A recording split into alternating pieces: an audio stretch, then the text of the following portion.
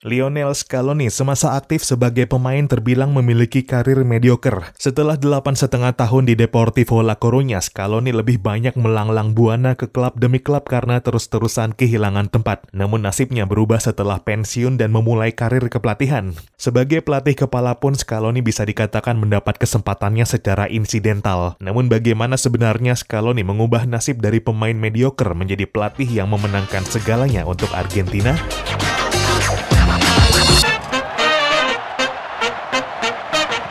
Halo dan selamat datang kembali di Papa Bola. Lionel Scaloni sebagai pelatih Argentina memang telah memenangkan segala piala yang bisa dimenangkan sejauh ini, dari Copa America, Finalissima hingga Piala Dunia. Pencapaian yang mestinya sudah sangat pantas mensejajarkannya sebagai salah satu pelatih terbaik saat ini. Namun demikian, kejayaan dan reputasi yang kini didapatnya cukup berkebalikan dengan apa yang dikenal darinya sebagai pemain dulu. Semasa aktif bermain, Scaloni terbilang pemain mediocre. Scaloni memang termasuk cepat hijrah ke Eropa setelah memulai karirnya di Argentina, memulai karir profesional di Newell's Old Boys pada 1995 dan pindah ke Estudiantes setahun kemudian. Pada Desember 1997, dia bergabung ke klub La Liga Spanyol Deportivo La Coruña setelah dibeli sebesar 405 juta peseta. Bersama La Coruña lah Scaloni banyak dikenal publik dan menghabiskan 8,5 musim di klub Galicia tersebut, memenangkan 1 gelar La Liga, 1 Copa del Rey, dan 2 Supercopa de España. Namun cedera lutut membuatnya kehilangan tempat di La Coruña, dan sejak itu berpindah-pindah gak menentu ke klub demi klub. Dia sempat dipinjamkan ke West Ham oleh La Coruña, tapi setelah setengah musim gak dipermanenkan hingga akhirnya dirilis oleh La Coruña. Scaloni pindah ke Racing Santander tapi juga hanya bertahan selama semusim karena memang sejak awal hanya dikontrak 1 tahun. Juni 2007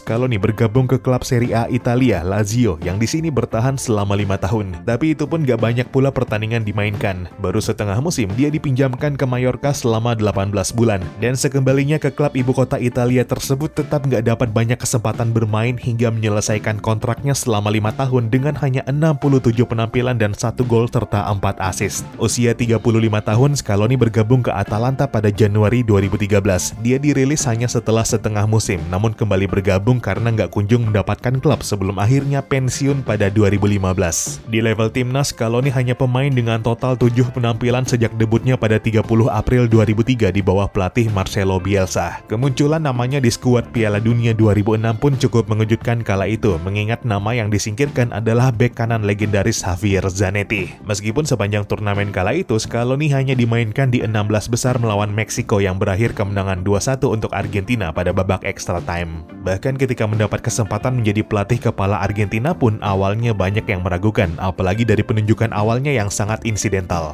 Scaloni semula asisten pelatih Jorge Sampaoli di Sevilla pada 2016. Ketika Sampaoli ditunjuk sebagai pelatih Argentina pada Juni 2017, Scaloni dibawa pula oleh Sampaoli sebagai asistennya dan turut bertugas menukangi Argentina Under-20. Hancurnya performa Argentina pada Piala Dunia 2018 yang disingkirkan Prancis di 16 besar setelah tampil gak keruan di babak grup membuat Sampaoli akhirnya dipecat. Namun situasinya, Federasi Sepak Bola Argentina tengah krisis keuangan, sehingga jangankan merekrut pelatih yang lebih bagus, membayar kompensasi pemecatan Sampaoli pun gak cukup. Karenanya, Argentina akhirnya melobi Sampaoli untuk mundur dengan kesepakatan bersama dengan kompensasi yang jauh lebih kecil. Dan Scaloni yang gak punya pengalaman melatih tim senior ditunjuk sebagai pelatih interim saking gak ada duitnya Argentina mengontrak pelatih baru. Scaloni awalnya ditugaskan sampai akhir 2018, namun baru juga November tahun itu Scaloni dikonfirmasi bertugas sampai Copa America 2019.